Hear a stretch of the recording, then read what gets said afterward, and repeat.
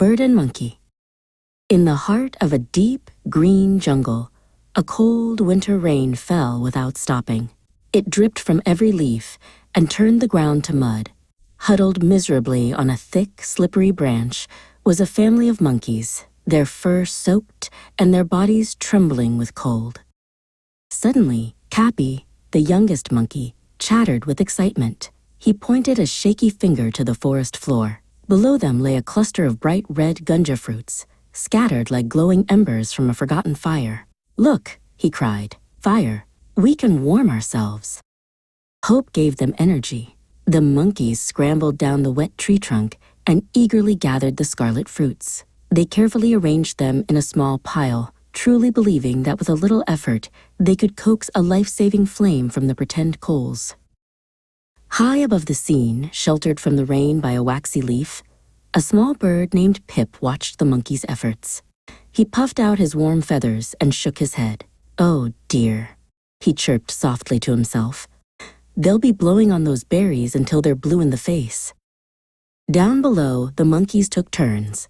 They puffed their cheeks and blew with all their might. Hoo, hoo! Their breath misted in the cold air, but the only thing that moved was the little red fruits, which simply rolled about on the wet ground.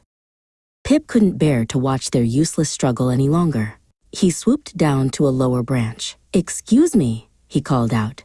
"That won't work. Those aren't embers, they're just gunja fruits.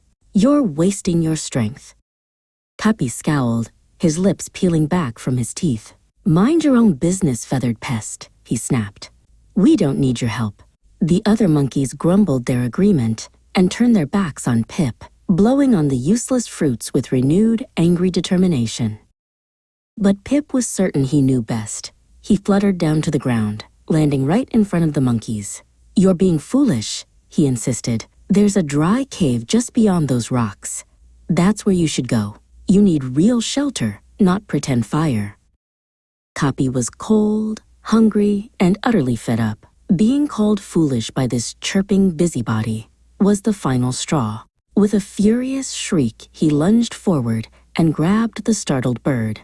He shook Pip violently and then, with a grunt of frustration, tossed him into a thorny, wet bush.